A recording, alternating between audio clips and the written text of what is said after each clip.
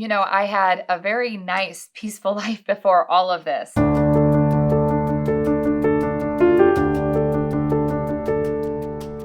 It's been grueling. It's been heartbreaking to hear some of the stories. This is the school board. Where is this coming from?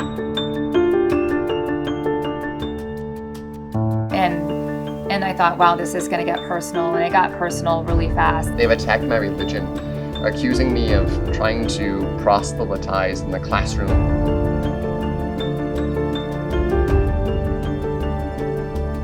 This is so disheartening for people, for three parents that just wanted to step up and lend a hand and do our civic duty. I mean, clearly, I saw none of this hate coming.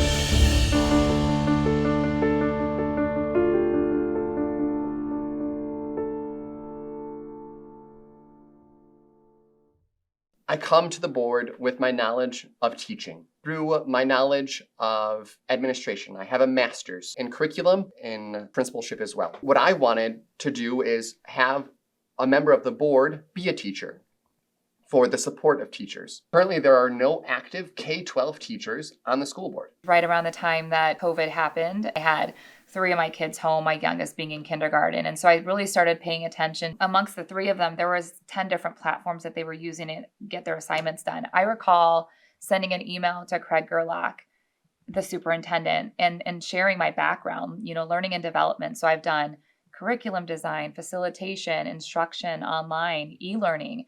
And I asked him, as a parent, this is what I'm experiencing. I have 3 different kids on 10 plus platforms. May I help? Is there a focus group? How can we better streamline this for our teachers and the parents and the students? And I never received a response. And so when there was an opportunity to run for school board, there was an open seat. I took the opportunity to interview, and I was the runner-up.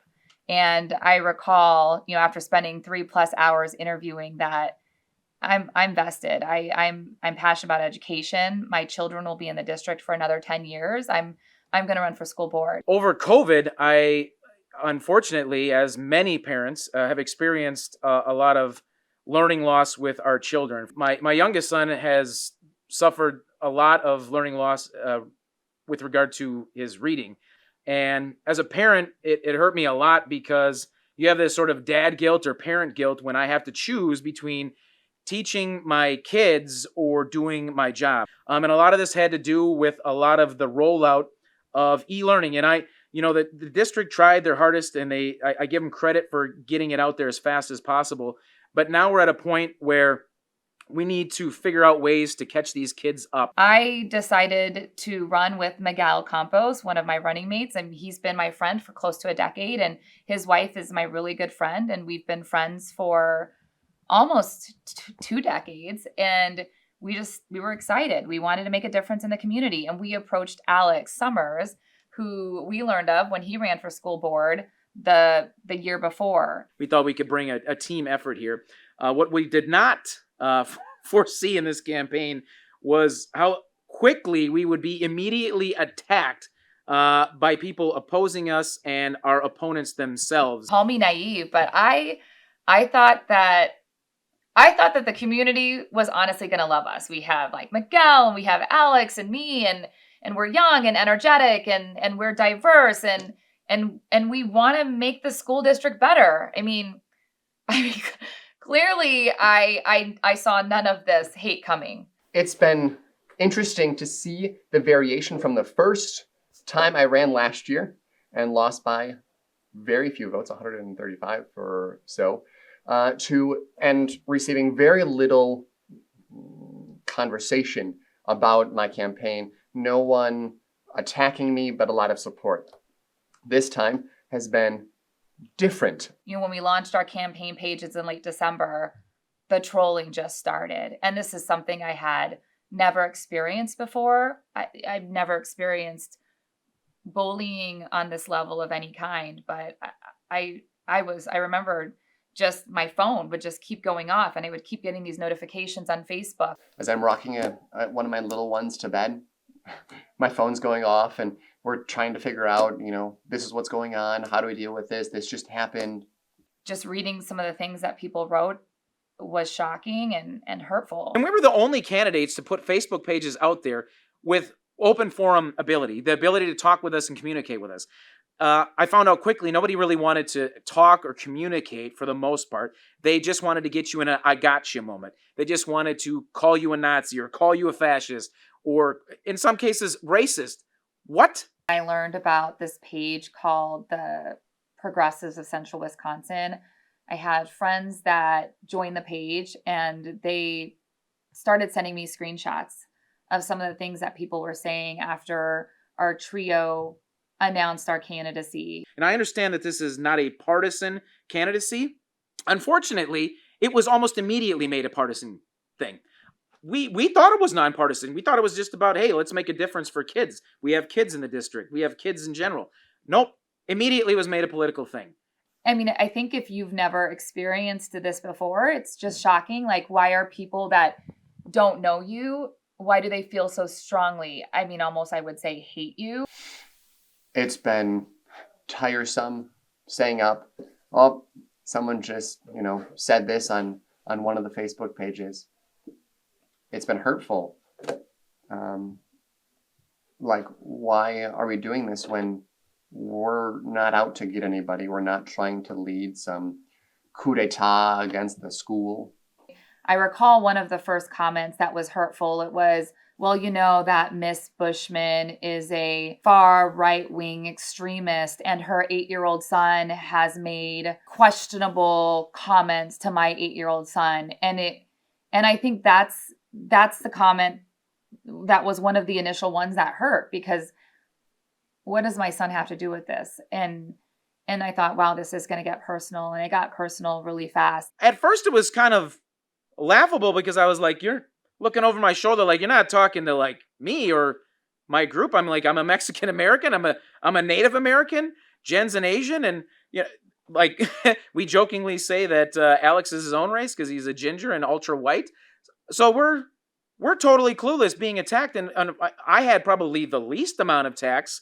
But poor Jen and Alex attacking their religion, attacking their education, attacking their motives, so many assumptions about who we are or what we are. Meanwhile, this whole time, no one has actually reached out to us to verify who we are, why we're running, asking any legitimate questions, just attack after attack after attack after attack. My wife and I talk about all of the comments that have come in on Facebook, whether they be positive or negative, or the comments that have been screenshotted and shared with us. And so for us, it's truly been interesting, but it's shown us how important it is to be able to talk with people and not be a keyboard warrior. My wife is seeing all of this, and at some point in time, she couldn't take it anymore. She'd break down, crying to me, and I don't know how to console somebody in a situation. I guess I'm the one who brought this on because I ran for school board to try to help better our kids' lives, and here I'm being attacked, and now I've got this emotional distress with my family. It's because of things that are being said about us that aren't even remotely true at all. And so my wife felt compelled to defend her husband because she's my everything. She stands by my side, and kind of lit some individuals up for saying the things that they said. Nazis, to even use the word Nazi is absolutely asinine for almost any campaign, unless you literally show up with a swastika on your body somewhere. To make that statement for anybody is gross. It's uncalled for. It's childish. And in the 21st century, even in my wildest imagination, I did not think that would ever have come up. I honestly did not. And we got a quasi, half-hearted, absurd, ridiculous apology. That didn't help my wife in any form or fashion. And I appreciate my wife, being there for me through thick and through. This is through thick or through thin, or this is absolutely that. And I appreciate her and I love her for that. Thank God I have 2 strong kids. Thank God I have a very strong family. These progressives would come to my page, ask me questions. And I never wanted to be reactive. So I really would take time to think about how to be thoughtful with my responses. I've written some ridiculously long pieces outlining everything, and I've been screamed at by people. I've been condescended by people. They don't really care what I have to say. They're just looking for like an I gotcha moment, something that they can take back to one of these progressive pages and say, "See, he doesn't want to do this. See, he doesn't stand for this." I don't get it. My wife and I spending hours trying to craft responses to people to make sure that we're being respectful, to make sure that we're getting our point across while still enabling that conversation to occur. And I remember someone coming back and just throwing back in my face, like immediately, like not buying what you're selling. And at that point, I knew there was nothing that I was going to be able to do to appease these people that clearly wanted to hear something I wasn't saying. What that is, I still don't know. And obviously, if you go on our Facebook page, you see a lot of the videos we're doing now because we resorted to videos because literally nothing that we can write is good enough for anybody. I have a friend who works in town, and I remember her calling me one evening and saying that she had a client, and the client started talking about the school board election and said to my friend, "Well, you know that Jennifer Bushman's a Klan member." And I just, oh, that hurt. That hurt. Some people using fake profiles. Literally, people have been attacking us and trolling us on the internet with actual fake profiles. People have even created fake profiles to look like they are actually on the more conservative side and then attacked us. I don't know what that's all about, but this is the school board. Where is this coming from?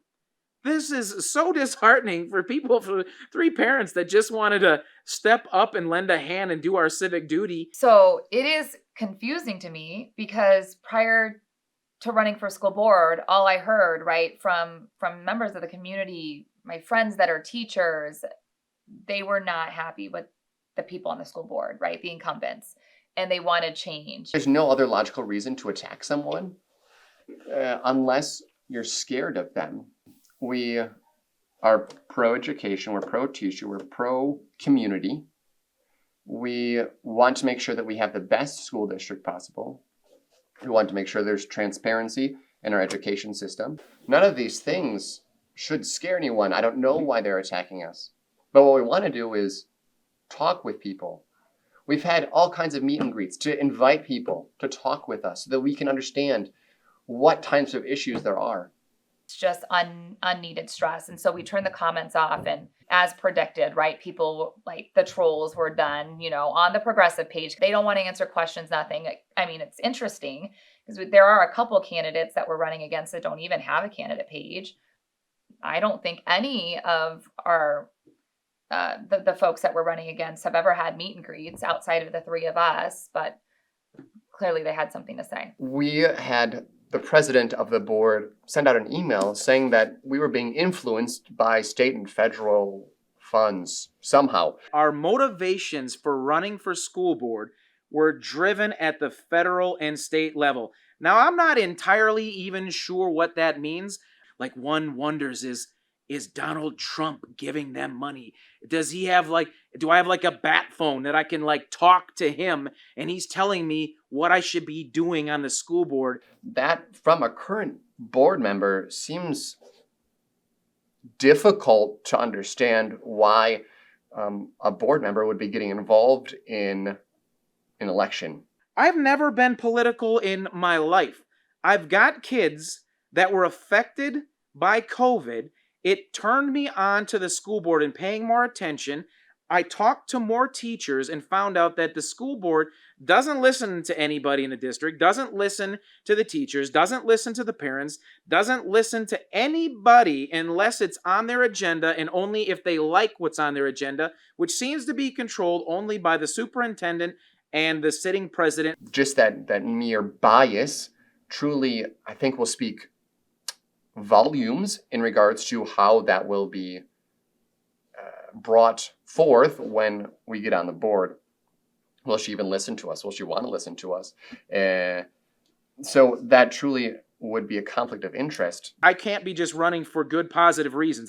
I've got to be running because I'm running against the local establishment, I must be obviously running on the side of evil, or on the side of Donald Trump, or on the side only of the Republicans, or on the side of some scary man behind the curtain that's a conservative or a Republican, or specifically in this case, a not progressive individual.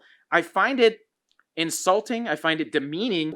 And for me, that's concerning, because that's what ends up driving a wedge between a board and the community. People are being suppressed. People's opinions are being suppressed. People are being locked out. People's views are not being allowed on agendas. Teachers aren't being allowed into the boardroom to talk about their concerns. We're not slamming anyone. We're not being attacking ourselves. We're all three people who have other things that we could be doing, but yet we're doing this for our students. It offends me, and I wonder what this does to future people that want to run. I wonder if this deters potential good candidates that may not have the thick skin that we apparently do have, or have come to have because it was a necessity for this. I wonder if there's a lot of good people that no longer will run because they are afraid of running, because I have to say the progressive candidates, or I'm sorry, the progressive side of this nonpartisan position have attacked us this entire campaign. Leading up to the primary, I mean, at the bullying, the trolling started to get worse. I was having, starting at the beginning of January, vehicles that would drive slowly back and forth past my house. Mid to late January, they would start parking in front of my house. There was an incident where a gentleman parked in front of my driveway and then proceeded to walk along the backside of my house on the public trail, looking right at me. And that's when that was the first time I've ever filed a police report in my life. And I just thought, I'm running for school board. Like, what is this? My wife has been a trooper through everything.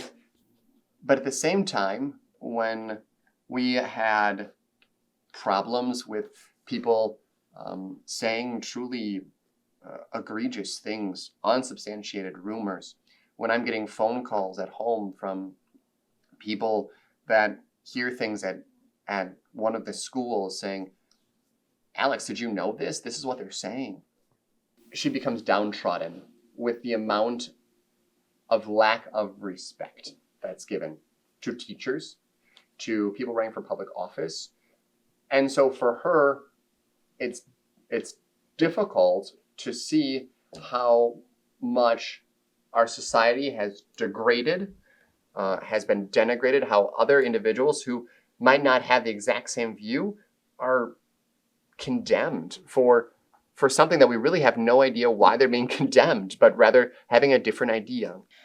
But then and I don't know what to call it, right? The intimidation, the stalking, the trolling. I mean, even when I would be shopping, like at a local store, there was a guy and he had a mask on, and it was the same guy, by the way, that Miguel and I saw at a restaurant when we had a meet and greet, that sat right next to us, which I felt was creepy back then. But now looking back, I do recall he looked the same, but he was recording me. I was shopping and he had his phone and it was just recording me. I turned, I looked, and he kind of walked away. But all of the stuff I've never experienced before. I don't know what I've done to make people hate me or want to do these horrible things. You start to wonder about the safety of myself, of my family. I have 3 young kids. I mean, people are clearly know where I live. They're driving back and forth past my house. It got to the point where, we didn't even want my daughter walking to the bus stop down the street because who knows? Like I've never experienced this before, but nobody should ever have to worry for their safety, ever. Especially for something like running for school board. For wanting to serve the community. It's been a challenge, but at the same time, I know that this is what needs to be done so that we can move our school district forward. I recall when I interviewed for school board the first time around, they really emphasize, right, the school board, the importance of inclusion and diversity, and it's ironic because it's the opposite of what we're experiencing now. You have 2 diverse candidates, right? Like ethnically diverse, and we're getting so much hate. And I have to wonder if I was running on a progressive ticket, if my experience would be different as an ethnically diverse school board candidate. And I think about my experience running for school board. And I remember my mom saying to me, my mom is watching this campaign and the election from California. My dad's paying close attention to all of my experiences from the Philippines. And I remember my mom asking me when I was talking to her one night, and it was shortly after I turned off the comments on my campaign page, she asked me why I would want to live in a community that treats me this way. And again, my experience shouldn't be this way. No one should have to experience this running for any public office. If you're running for public office, then you care enough to serve your community. I've been a community member here for, close to 12 years, and a volunteer, a leader in the community. I don't know. I just didn't think that anyone would ever want to treat me the way that they're treating me. And I'm going to stop because I'm done. I don't want to cry. When you're running a campaign, unfortunately, it is not just my campaign. It is not just Jen Bushman's campaign. It is not just Alex Summers' campaign. Unfortunately, it is our family's campaign. I tried very hard to distance myself from my family and from my kids, to keep them entirely out of it, because right away I found out that it was going to be sort of a nightmare situation. Originally, I was planning on having, when you see like somebody running for governor or for senator or for president, you bring your family in there, you bring your wife in there, you're kissing babies and walking your dog and stuff. But immediately, because of the fact that we were attacked so hard by so many people that I would have never thought would have been like that, I immediately distanced my family from all of this, which is so unfortunate when you're actually running for school board and you feel that it is necessary, almost necessary for maybe safety reasons, that you have to distance your family from something that the whole purpose of you running for is for your family, in this case, your kids. My wife is an amazing, amazing woman whom I love with my whole heart. And she has been through so much, and I'm so grateful to her for the amount of support that she has given me and given us as a team. When we've been doing all of our events, she's like, Alex, how did it go? What happened? How can we do our videos? When I've recorded my one video so far, when I've recorded that, giving me pointers, Alex, maybe you should rephrase this or say this a little differently. So having that constant support from my wife has been vital. But at the same time, she's like, Alex, this is really a difficult thing for us, being that we have 7 children. You work full time, and then I'm home with the kids all day long. But she understands the importance of ensuring that we have quality education in our town. And so she's been an amazing trooper through everything, and I'm so grateful to her for the amount of support. But she's like, Alex, why do people not respect people anymore? Why do they just attack? Why can't we just have a conversation? So when I think about the impact that this campaign has had on my family, I have to thank my husband, because there were many days and nights that, and I'm not even a crier. And he was surprised, because this really hit me mentally and emotionally, and he was there for me, and he continues to be there for me. It got crazy, right? To the point where there was a Friday and he went out and purchased a whole bunch of extra surveillance to put on the outside perimeter of our home. And I just thought that was crazy. And he did too. He's angry, right? He tells me that he used to always be proud to tell people where he's from. We lived in California together. He was always so proud. And he tells me now that he's no longer proud to say that he's from this community. So it's impacted him that way. It's absolutely asinine to me, and it's unfortunate. And I love this community, and it's really unfortunate that this community that I love, that I stayed here for a lot of the more sort of liberal-ish types of things that do happen around the town, and yet now I see this dark side that I never knew existed. And I can never unsee any of this. I can never unknow any of this. And it is unfortunate because it's tainted my view of the community. I can get over it. I can get past it. There's a healing process, but it's going to take some time for me to get over this, to be honest. I remember my 7th grader asking me if this was all worth it. And it is, because I'm learning a lot. I'm learning how to have thicker skin. I'm learning how